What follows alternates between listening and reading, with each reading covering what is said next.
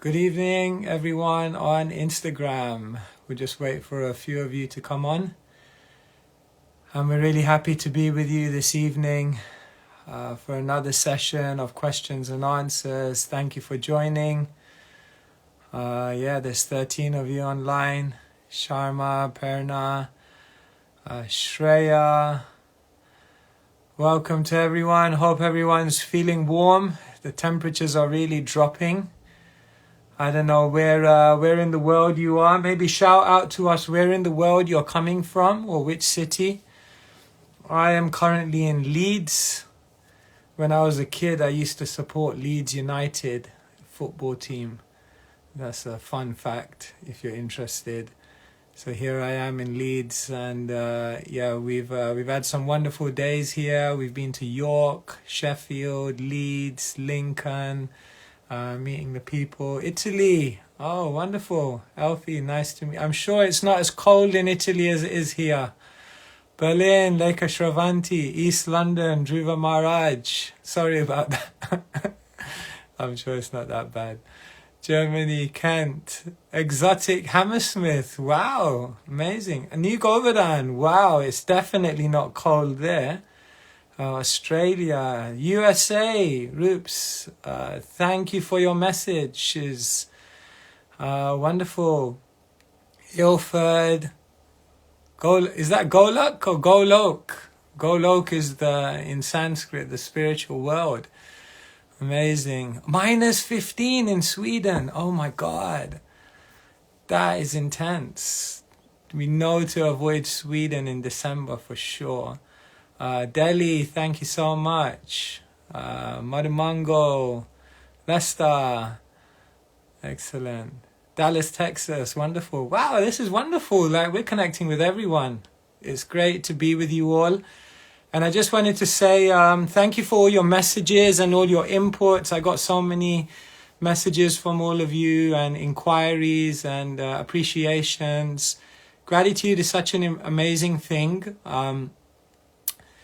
I feel like in my life, so many people encouraged me and so many people gave me words of support, and I'm really built on that. And I think when we create a community of love in which we encourage each other, then everyone thrives to their potential. So thank you so much. Calgary, Canada, no slow in Florida, Lachua. Yes, I want to come. Next year, I'm hopefully going to be coming to America. I want to do America is a place of pilgrimage for the Hare Krishnas, because that's where Srila Prabhupada, our founder, began it all in New York City. And here we are in the cold, and we're remembering Srila Prabhupada, who in 1965 arrived in America, and it was actually the coldest winter recorded in New York history. And there he was, a Calcutta boy, who was in New York in the cold of the winter, all alone, sharing spirituality, spiritual love with everyone. So in these cold days, we remember his sacrifices and realize how hard it must have been and how much he was driven by love. So thank you everyone for joining. And today we're kind of going to do something a little bit different. In the previous weeks, I've been sharing with you some of my lessons from the road.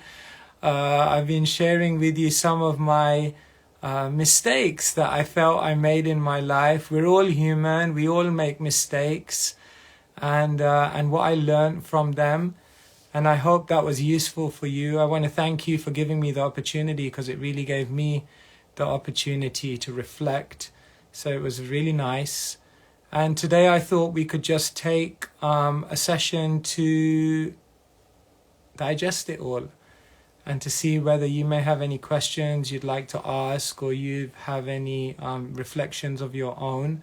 So I am going to, just to say, before I carry on, there's like a technical announcement. Apparently on Instagram, there's like a question thing.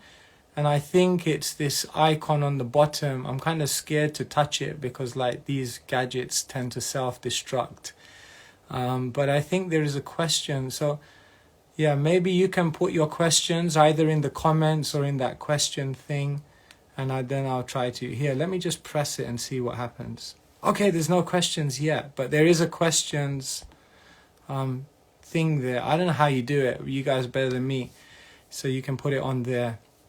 Otherwise, put it on the comments and I will follow it up. So yeah, start putting your questions. I did get a bunch of questions. I got my phone here and I got a few questions that had come. So I'm just going to kind of start diving into some of the questions that some of you had asked. And let's see where we go. I'm going to start with a question, which is an interesting one. About a week or two ago, I wrote a blog called Resensitize. And I was talking about how most people in this world are apathetic. We tend to get into this state of apathy where people around us are suffering, but we don't even see it. And then I was talking about how a step higher than that is sympathy, that we see people are suffering, but we feel sorry from a distance, and we learn to just shut it out and live with it. And then I was saying how a real spiritualist has to resensitize themselves and ultimately come to the stage of empathy, where we see the suffering around us and we feel it so much that we feel impelled to assist, to act, to help. And so the first question came in from Ryan, and Ryan said, you talked about apathy and you talked about sympathy and how ultimately we have to embody empathy. But how can we embody empathy in a sustainable way? Yes, because there's so much suffering around us, people with so many problems. And if we start to take all the weight of the world on our shoulders, how much can we actually survive? In the blog post, I did mention that self-care and self-compassion is the foundation of empathy. When we're strong, when we're inspired, when we have nourishment and fulfillment within ourselves, then we can really go out and really assist others. And so we have to be caring to ourselves. We have to be compassionate to ourselves. But we have to realize that's not the end. That's not the goal. The goal is to make a beautiful contribution to other people's lives and a beautiful contribution to the world. So the first thing I would say, Ryan, is start helping people one at a time, and see how you draw energy from being loving. See how you draw energy from being compassionate. When we do it in the right way, then being loving and compassionate, being a servant of others should actually energize us. It doesn't need to be a draining thing. So do it in a sustainable way, do it in a systematic way. And empathy really is just about being conscious of everyone around us and what they've contributed to. Someone once taught me the 5-finger prayer. Do you guys know the 5-finger prayer? We have 5 fingers. So they said every day we should be conscious of the 5. We should pray to the 5. Who are the 5? The first, we should pray to the thumb. The thumb represents those who are closest to you, the pillars in your life, the loved ones, the ones who have been with you through thick and thin. They're the first people you should be conscious of and sensitive to. The first ones you should pray for. And he says the first finger represents your teachers, those in your life who taught you many things, who trained you, who gave you good wisdom, who gave you good direction and advice.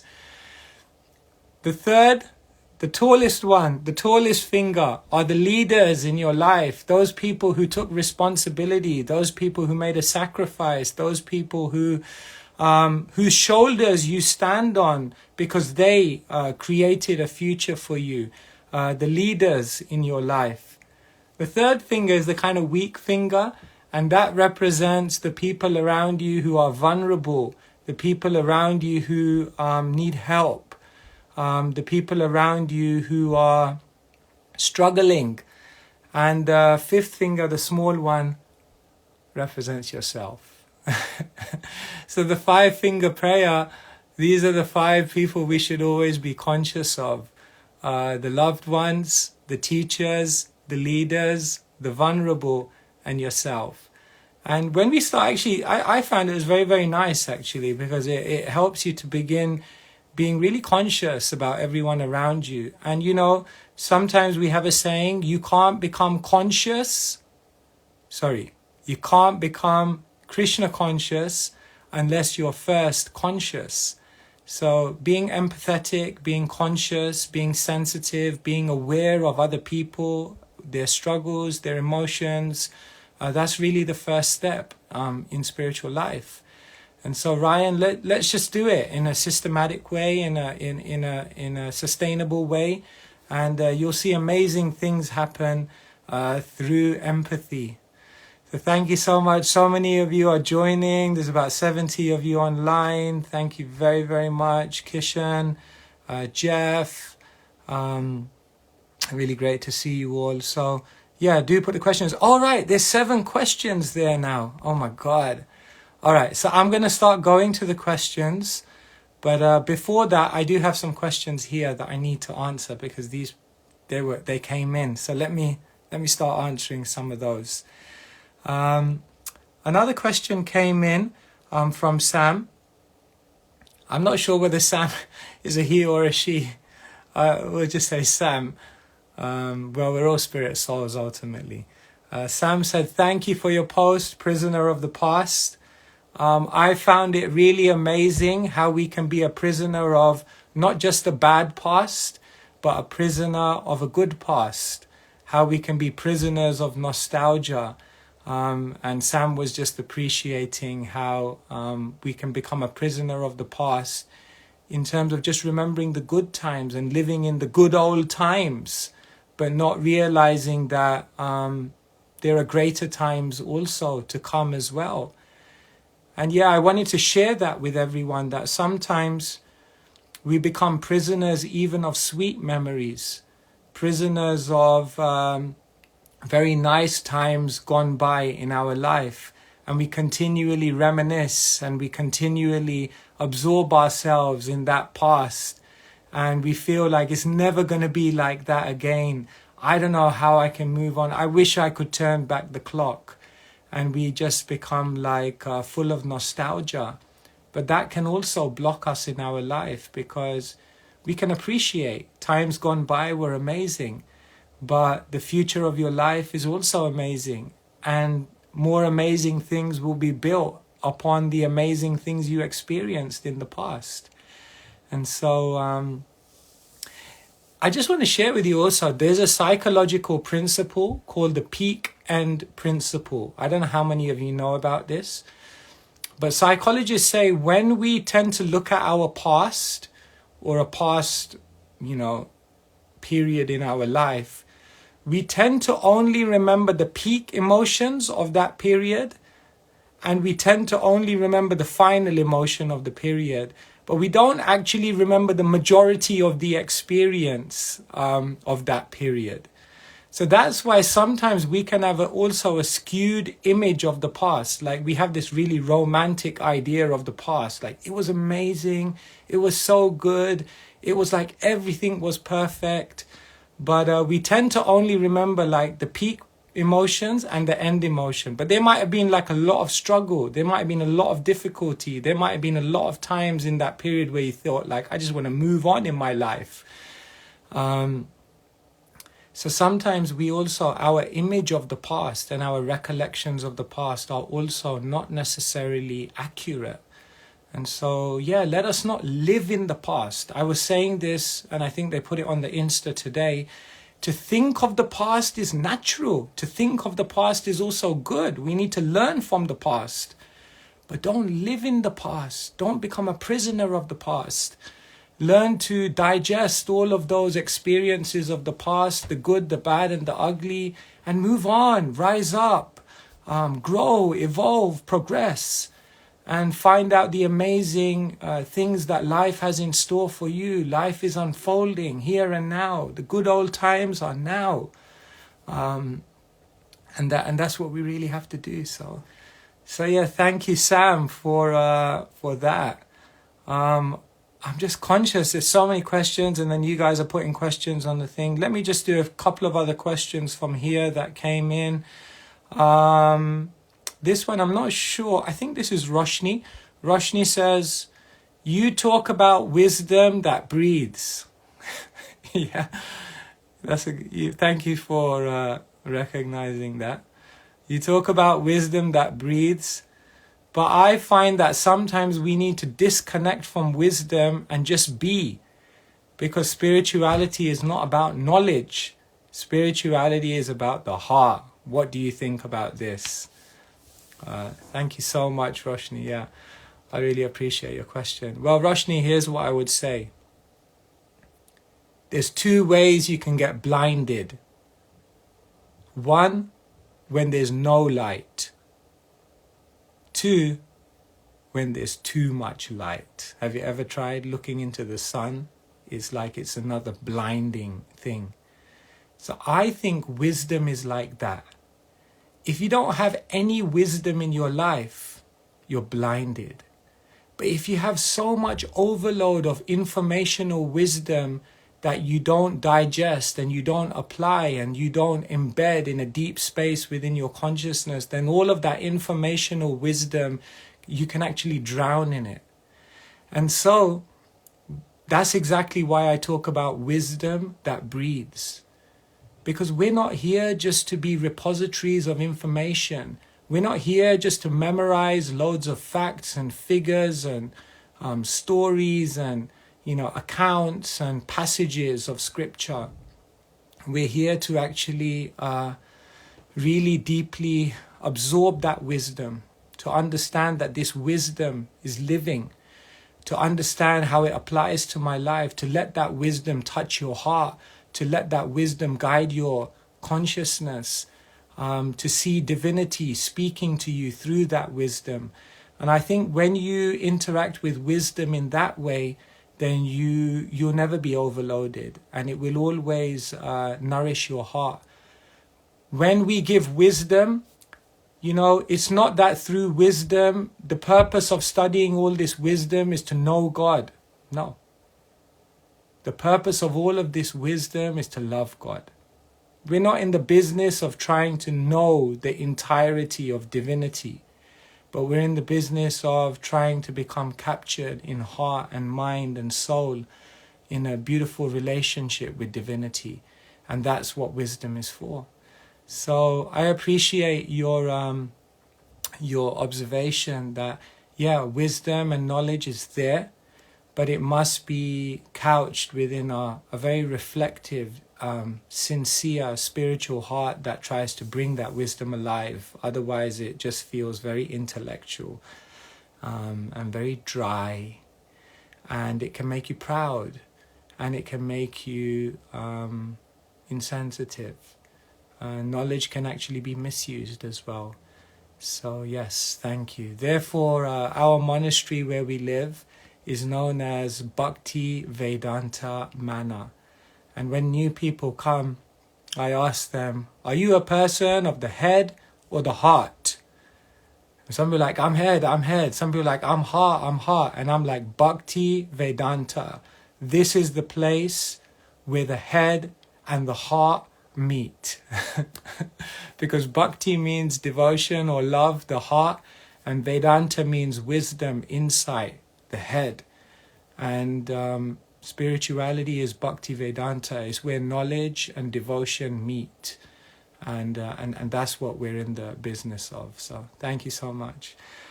Thank you everyone for joining. Saloni, nice to see you. Thank you for joining. Saloni was in at the Westminster program with us in the Houses of Parliament, and she was an incredible MC. So thank you so much. Hari Leela, Neera, Divya, so many amazing souls here. Thank you. All right. So let me start going on to some of your questions, because I asked you to to put your questions, and I'm not really answering them. So here we go. Okay. The real Shani. Thank you for your question. I'm new to Bhakti, not part of a temple or community. how to find a guru for guidance. Such a great question. Thank you. Thank you for being part of the Bhakti community. Well, here you are. You're part of a community right here. We're all here together, learning, growing, inspiring each other. So never feel like you're alone. We're all here together. And, what I would say is that for all the bad press that technology gets nowadays, like it's ruining our kids, it's making our relationships impersonal, it's destroying our world in so many ways, we can also see that technology allows us to be really, really connected with others. So what I would say is the first thing is, if you can't get to a physical place, a community where you can be with other spiritual people in person, just connect like this, like you're coming on tonight, and try to see whether, along with spiritual company in a bigger forum like this, like, okay, there's 70, 80, 90 of us online, but along with this, try to see if you can connect online with smaller groups, 5, 10, even individual people who are on this spiritual path. And there are different types of gurus. So the first types of gurus are known as Shiksha gurus, and they are just people who are on the path, just like you. And they may be a few steps ahead of you, and they can help you. And they can be your friends. They can be like your bigger brother or your bigger sister, and they can take you forward. And then there is something called the Diksha Guru, who is someone who's more prominent in your lives, maybe someone who's quite accomplished in their practice of spirituality, who then formally becomes your teacher, a mouthpiece through whom you connect with divinity. And that can happen at some point in the future. Maybe one time we'll do a live on that. I think one time we should do a live on gurus and what that relationship is and how to navigate it.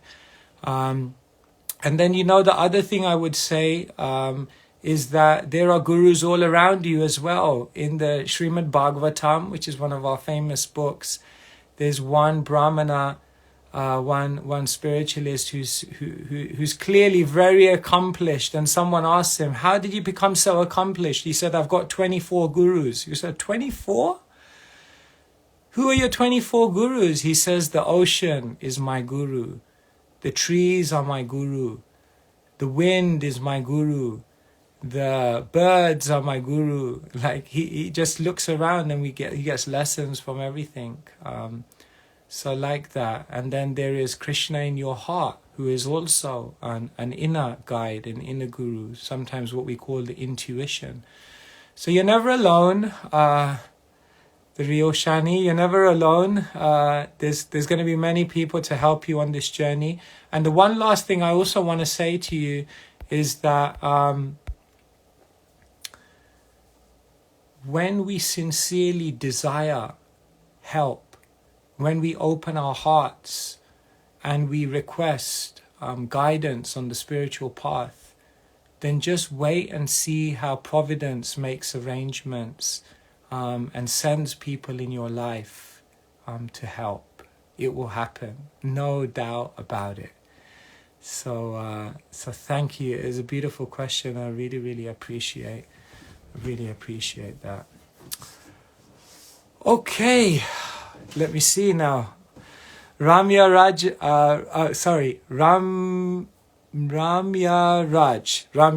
I think it is.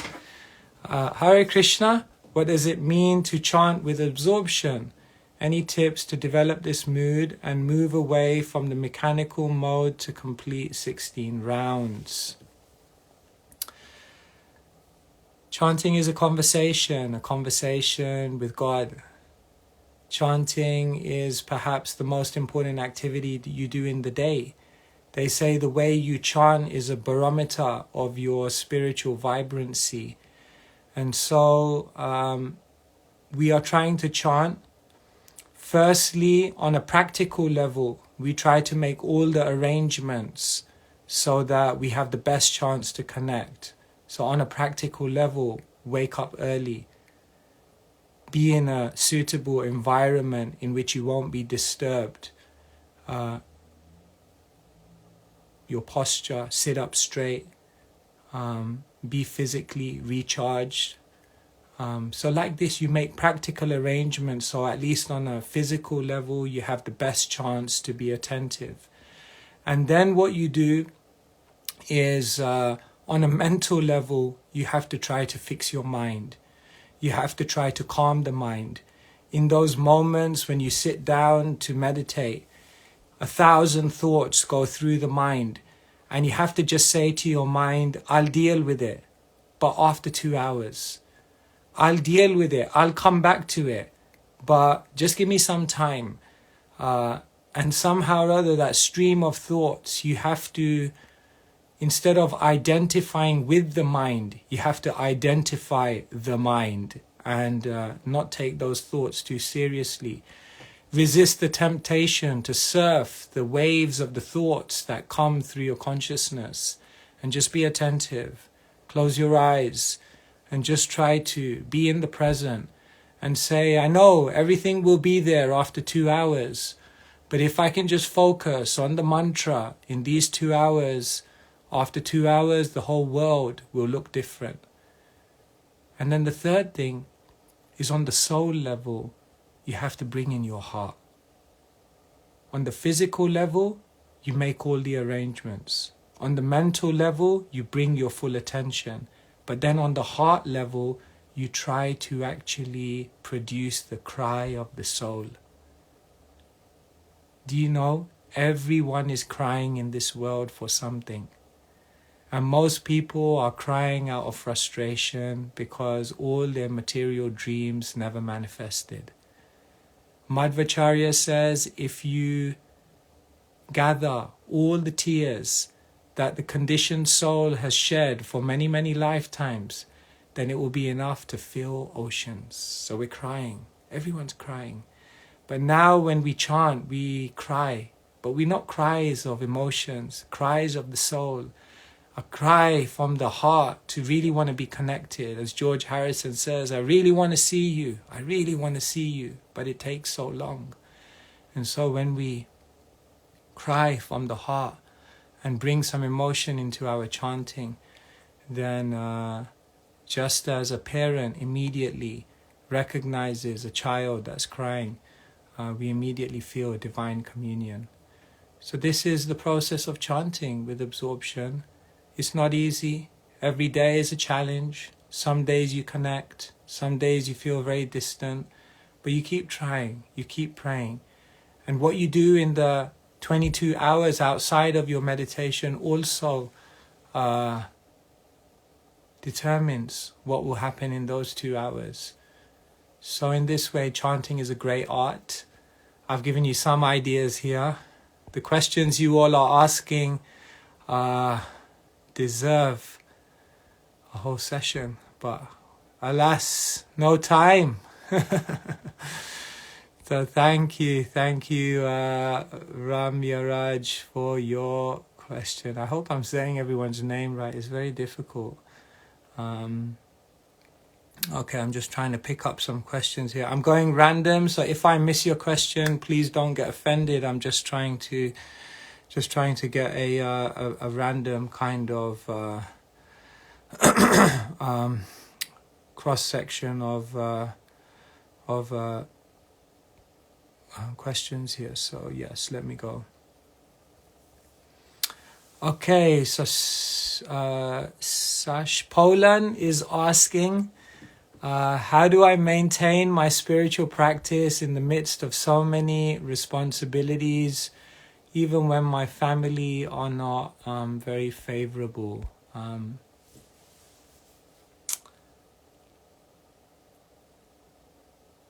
Everyone around us is put there for a reason.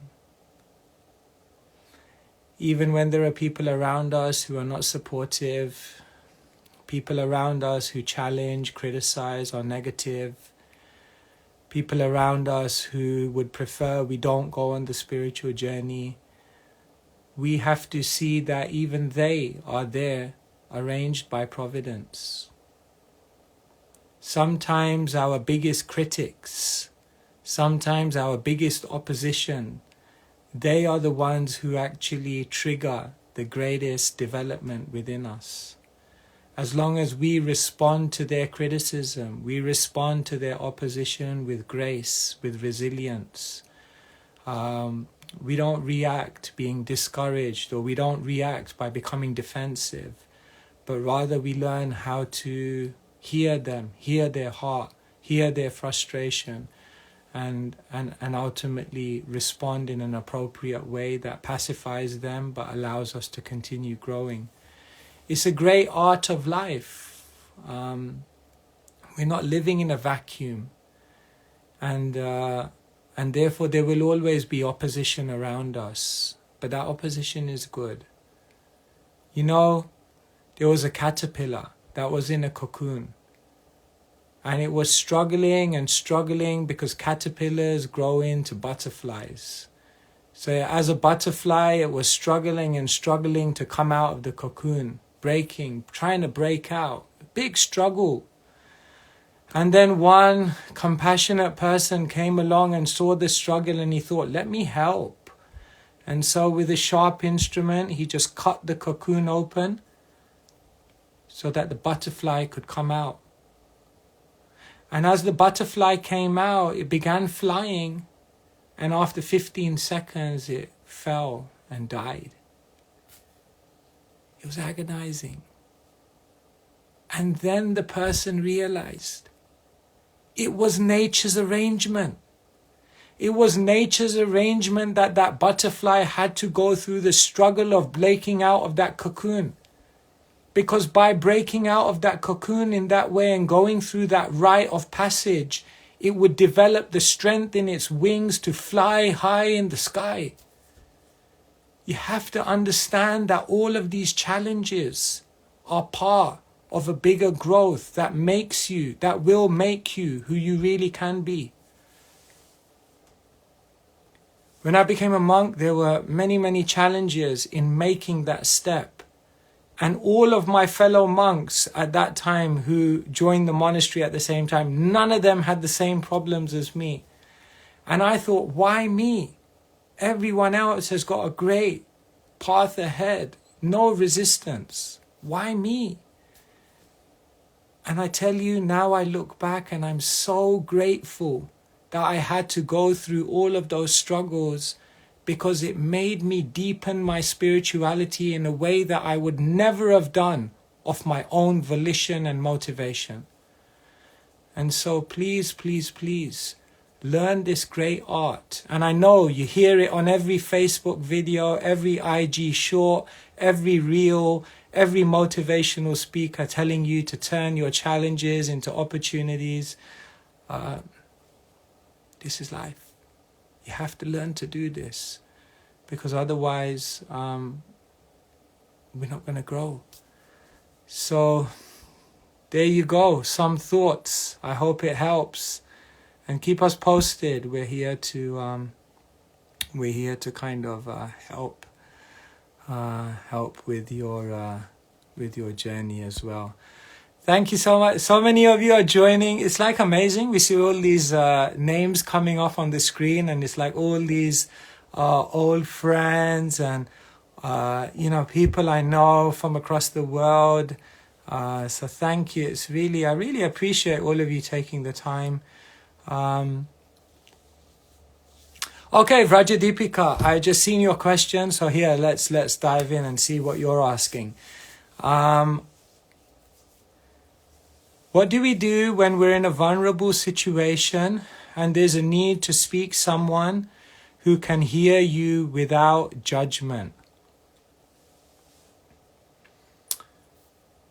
Rajadipika, I want to share something with you that in my life, I was never looking for relationships. When I became a monk, I was like, I wanted to walk away from the world and all relationships. I became a monk to become socially dead.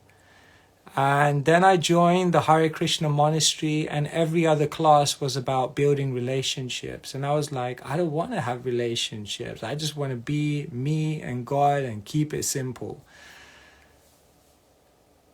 as years went by in my life, I realized, and I realized this in my life today more than any other time in my spiritual trajectory, that the most valuable thing I have in my life is relationships with other spiritualists. And that's coming from someone who didn't want to have any relationships. And my other realization with that is that relationships require investment. Rajadipika, you have to invest in your relationships with others. That means you have to spend time with them. You have to open your heart to them. You have to hear them and help them. You have to serve each other. You have to be together and do amazing things to make a contribution to other people's lives, a contribution to making the world a better place. When you serve together, when you sing together, when you study wisdom together, when you sit and eat together, you'll find you develop beautiful relationships. And that will define your spiritual life. We're all going to come to a point in our life when we need to speak to someone and be open and be honest. We're humans, we slip up, we make mistakes, we have good days where we're enthused and other days where we feel like, I don't know if I can carry on. And we need to have good people we can speak to. But you'll only have that if you made an investment. And so nowadays I do things which are not so practical in terms of effectiveness or productivity or but I do it because of relationship. Because I realize that's more important, that's going to be the wealth. And I'll share with you just, 6 months, coming up to 6 months ago, that I took my, I took these vows of lifetime renunciation. And it's a big step. And I thought, how am I going to do it? How am I going to maintain it? And what's helped me and continues to help me is the love, the encouragement, the relationships of all these amazing people in my life who support me. And I feel so grateful for that. So please invest in that. All of us should do that. Really invest in your relationships with others. And then you'll have many people to go to, many people. Well, you won't even have to go to them. They'll be there. They'll be there, right there with you. Who through your journey. I hope that helps. All right, it's great to see you all. We're like 80, 90 of us on the call. It's so nice. This is great. Instagram Live. Here we are. Okay, if anyone's really wants to ask a question, then please do. Otherwise, here, let me pick up one from Vimal.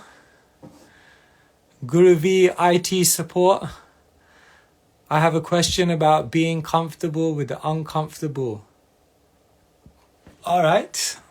What's your question? I find having cold showers in the morning help me win the morning and therefore deal with the discomfort of the day. Would you recommend any other practices that help you with being comfortable with the uncomfortable? See, the thing is, uncomfortable things, you can't make uncomfortable things comfortable, because if you made them comfortable, they wouldn't be uncomfortable anymore, and then you'd throw out of the window the concept of being comfortable with the uncomfortable. There are some things that will remain uncomfortable in our life. But what I'm saying is that we should train our mind to not just run away from discomfort. We should train our mind not to resist austerity or difficulty. We should train our mind to respond to challenge and adversity in a different way. we should try to frame all of this through spiritual wisdom. And it's a fact. If I look in my life, the things I resisted the most, the things I really didn't want to do, the things I was ready to run away from, were ultimately the things that brought me the greatest growth. And when I think about that to this day, it sends chills down my spine, because I realize that if I want to experience the totality of what life can be, then it means in the future there's going to be plenty more situations where I'm faced with things I don't want to do, people I don't want to be with. I'm going to be faced with all these things, and then I'm going to have a decision in the future. So it's not that in the future it's all of a sudden going to be comfortable. It's going to remain uncomfortable. That's the whole point. But I'm going to be able to look at it and see it. So what would I say to you, Vimal? Look back in your life and think. We have to really look back in our life and digest experiences. Life is the best teacher. Each one of us on this call have gone through so many life experiences. You've gone through the school of hard knocks. So we have to think back in our life and think deeply. What did I learn? And how can I internalize that lesson to move forward? And if you look back, I can guarantee you, one of the lessons of your life will be the most uncomfortable things that you confronted were often the things that gave you the most growth. True or not? True. I'm sure it's true. So, yeah, let's just try and be positive, move forward, and just keep mining for jewels. As I was saying that, I was just scrolling through, and then I saw my good friend Rasika Rai, whose Instagram name is Mining for Jewels. So yeah, mine for the jewels. And the jewels are in the scriptures, but the jewels are also sometimes in the struggle of life, in the hard struggle for existence in life. You can find great beauty. You can find and uncover beautiful lessons, beautiful growth. Don't underestimate. Okay, I'm going to do one more question. Let's see which question to answer here. So many good questions. Alright, here's a good one. Someone's asking me, Keshava Swami, would you recommend I read self-development books to help me in my spiritual journey? Thank you, that's a great question. Going into Waterstones and seeing what people are writing about and browsing through the self-development section is one of my favorite things to do. There you go, confession. The Power of Now, The 7 Habits of Highly Successful People, The Alchemist, The Monk Who Sold His Ferrari, The Secret, Atomic Habits, Think Like a Monk. All these amazing books, huh? This is what I would say. Self-help. It's interesting actually, self-help. I find a lot of books can give you help, but they don't have so much self. They don't have so much knowledge, deep spiritual insight into the nature of who we are, what this world is, where we came from, whether we're connected to a supreme divinity. When it comes to self-help, some books have a lot of help, practical advice, but they may not have so much soul, so much self. I find some books have deep understanding of the self, the soul, but they may not necessarily unpack it in a way to give much help, practical help. And therefore people tend to kind of make this, go to like some books for self, to deep theology, and then go other places for help, and then come back for some self, and then go here for help. Self, help, self, help. What I want to say to you is that the Bhagavad Gita has the ultimate knowledge of the self, and also zipped there, waiting to be uncovered, the most practical help for you to develop yourself in the deepest, most sustainable way possible. My firm conviction is that self-development without spiritual development breaks down. Self-development without spiritual development is neither comprehensive, deep, nor sustainable. And so I'm not going to sit here and tell you it's all worthless. Of course, there is great help that you can find everywhere. Of course, there are great insights that everyone has uncovered, for sure. Why not? And we can read that. It's possible, yes. And whatever helps. But ultimately, self-development without spiritual development breaks down. And so we have to deeply experience a transformation on a deeper level. And then the self-development can really occur in a profound way. And so there you go. These are just some thoughts on self-development. And we have to learn from everyone. Everyone has insights. And when I read books, like all these books, it's amazing. They have such parallels to spiritual literature. We're not in a competition here. It's not like this against that. Or, should I read this or that? I think we have to find the good everywhere. But I do believe that the Bhagavad Gita... Here you go, guys. I'll just share my heart with you. I'm on a mission. I'm not much of a missionary, but I'm trying my best. I'm on a mission to try to share with the world that everything you need, from religion to relationships, from science to sociology, from lifestyle to leadership, all the keys to life, the universe, and everything can be found in the Bhagavad Gita. I feel I'm convinced about that. And so that's what we're trying to do, unqualified as we are. This is wisdom that breathes. So thank you so much. I'm going over time. I'm waffling now. It's 8:49.